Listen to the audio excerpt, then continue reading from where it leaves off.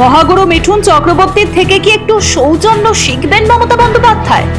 তৃণমূল থেকে বিজেপিতে যাওয়ার পর থেকে মিঠুনকে নানান কুকথায় আক্রমণ করেছেন তৃণমূল নেত্রী। অভিনেতাকে গদ্দার বলতেও ছাড়েননি তিনি। ইলেকশনের সময় এই মিঠুন চক্রবর্তীকে আমি রাজ্যসভার এমপি করেছিলাম, কিন্তু আমি জানতাম না ও বাংলার আরেকজন বড় গদ্দার।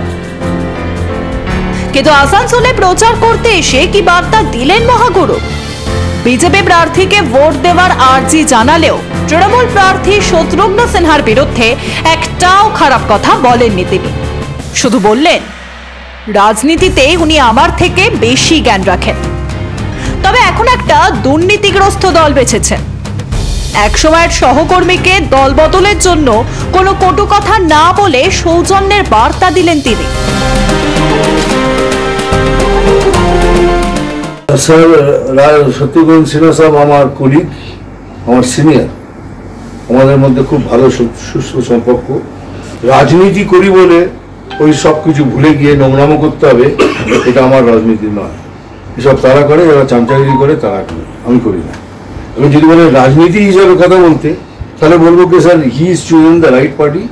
আর উনি ছিলেন বিজেপির একজন লিডার, মন্ত্রী, অনেক রাজনীতির অনেক জ্ঞান রাখেন, আমার থেকে অনেক বেশি। কিন্তু he has chosen a wrong party, একটা দুর্নীতিগ্রস্ত পার্টি উনি চুজ করেছেন। That is, I feel that is wrong. হতে পারে ওটা ওনার চয়েস, পার্সোনাল চয়েস তো বলতে পারবো না, বাট অ্যাজ এ পলিটিশিয়ানই, আমি পলিটিশিয়ান নই, তবুও আমি মনে করি he has chosen a wrong party, he deserves better party. এটাই সৌজন্যতা। পশ্চিমবঙ্গের রাজনীতি থেকে যা ক্রমশ বিলীন করে দিচ্ছে শাসক দল। একসময় বিজেপির হয়েই কেন্দ্রীয় মন্ত্রী হয়েছিলেন বাবুল সুপ্রিয়। মমতার হাত ধরে তৃণমূলে গিয়েছিলেন তিনি। সেই বাবুল সুপ্রিয় মিঠুনের কথা বলতে গিয়ে দল বদলে সূক্ষ্ম খোঁচা দিয়ে রাখলেন। বোঝা গেল সৌজন্যতা বজায় রাখতে গিয়েও দলনেত্রীর অনুপ্রেরণায় তিনি নুবচ। ওনার আর্টিস্ট মিঠুন চক্রবর্তীকে আমরা সবাই অত্যন্ত শ্রদ্ধা করি, তাই কোনো ওনাকে অন্যভাবে কোনো কিছু বলার নেই। তবে রাজনীতিতে উনি সিরিয়াস রাজনীতি সেভাবে করেননি, অনেকগুলো দলে গেছেন, তৃণমূল থেকেই রাজ্যসভায় ছিলেন।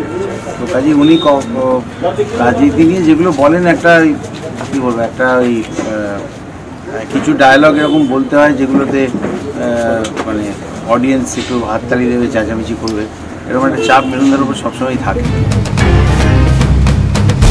সময়ের সঙ্গে সঙ্গে মানুষের বাস্তব অভিজ্ঞতা তাকে নির্দিষ্ট পথে এগিয়ে দেয়।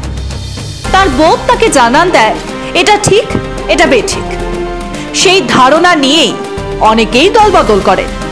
বিশ্ব ইতিহাসে এই ধরনের ঘটনা অনেক ঘটেছে, কিন্তু এর জন্য ব্যক্তি আক্রমণ মানুষকে নিচু স্তরে নামিয়ে দেয়। নীতির লড়াইয়ে না গিয়ে ব্যক্তিগত আক্রোশ মেটাতে কেউ যখন কাদা ছুড়তে শুরু করে, তখন প্রকাশ পায় তার দীনতা। বোঝা যায় সৌজন্য রাজনীতির থেকে অনেক দূরে চলে গিয়েছেন তিনি, যা বারবার দেখা যাচ্ছে তৃণমূল নেত্রী মমতা বন্দ্যোপাধ্যায়ের ক্ষেত্রে। তাই প্রশ্ন, মিঠুন চক্রবর্তীর থেকে কি তিনি একটু সৌজন্য শিখবেন? এ ব্যাপারে আপনারা কি মনে করেন? লিখে জানাতে পারেন আমাদের। আর প্রতিবেদনটি পছন্দ হলে লাইক করুন, শেয়ার করুন এবং অবশ্যই সাবস্ক্রাইব করুন। ব্যুরো রিপোর্ট, মাধ্যম।